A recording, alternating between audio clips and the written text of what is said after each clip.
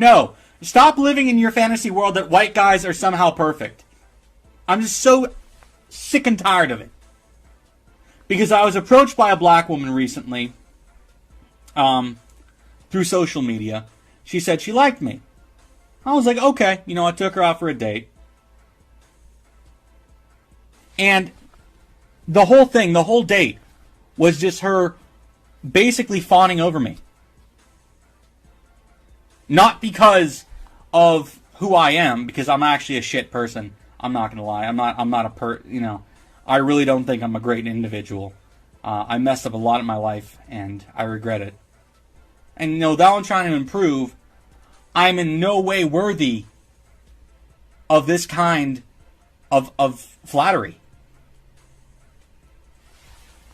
I'm not deserving of anything like it. And the whole thing was because I was white. So, to say I was offended, yeah, I think I was. Because that's the only thing that mattered. Was the fact that I'm white. We are not the best dating option. Dead serious. There's other people out there. And I know for a fact, black women, there are black men who are, as just in character, are better than I am. They're nicer than I am. They have a superior disposition when in public. Much more patient than I am. I want black women to have a lot more self-respect than they do now. Kind of just like worshiping white guys. Again, we aren't deserving of any kind of flattery. We're no better than black men or Hispanic men or Asian men. A lot of us have personal issues. Gripes we still have yet to deal with. When I first spotted this post in which you just heard right here, I said to myself, this has to be a Petty Pendergrass production, because I cannot allow this opportunity to just slip on by. I contemplated whether or not I was going to do one or not on this particular topic, but I said it has to be done. Now, before I get into what this guy said in the video, let me explain how this even came about. So basically what happened was you had the actress Jodie Turner-Smith, who was in that movie Queen and Slim. She played Queen.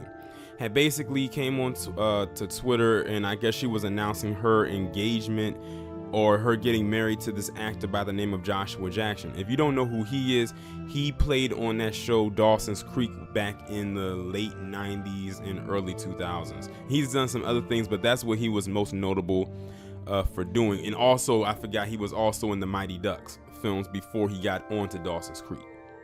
So y'all probably know who I'm talking about. Anyway, she's talking about that relationship, and then Tariq had got a hold of some tweets that she posted out there a few years ago before she became this actress. I think the tweets were dated back to like 2014. I think that's the furthest they went back. And this chick was going on Twitter just fawning over how good white men are, how good Asian men are, and then of course in typical bed wench fashion, she had to throw black men under the bus and just say all kinds of like raunchy stuff about black men. And then those tweets came back to the surface, and of course when Tariq gets a hold of something, it always pretty much goes viral. So when those tweets went out there and he posted them up on his page, a lot of people went into her DMs and started calling her a bed wench and everything like that. Then she went onto her Twitter account and said, what is this bed wench terminology that black men keep coming into my DMs about? And then somebody wrote in response to her tweet, because there was a lot of people of her ilk that came in there and started talking about how ashy black men are, the usual talking points from the strag.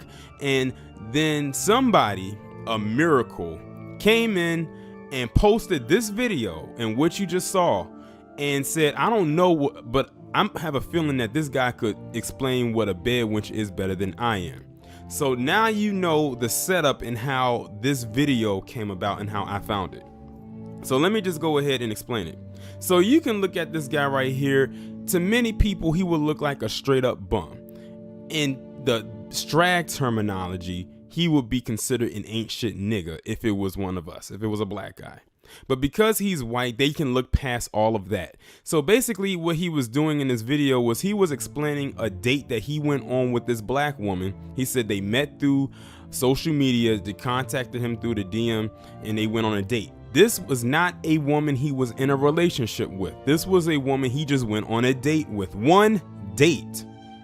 And he said the entire time that they was on that date, all she could do was just talk about him and just fawn all over him. And then in that point, he just knew that this woman was not here to be interested in any type of good communication with him, but only there because he was white. He even knew that his look would not be appealing to an everyday regular, person. He like, if I couldn't even attract a white woman with the way that I look, how in the hell did I attract a black woman with the way that I look and everything like that? And he saw through her BS.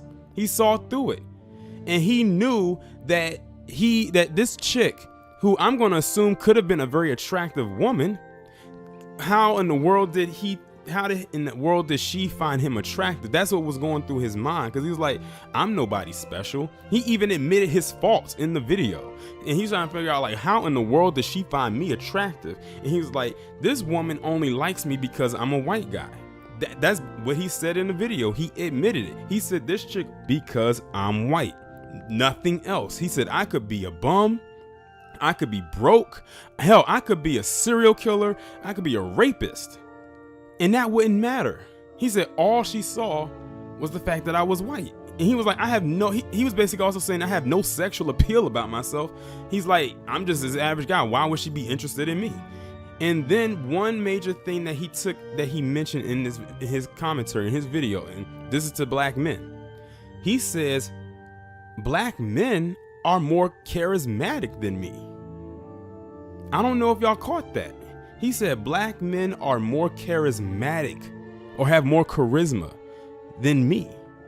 So what made her go over all these charismatic black men, leapfrog over all of them to get to me? What made her shoot her shot into my DM that day? What made her go over and like overlook these other men, which also makes me again think that this woman has some fair attractiveness to her.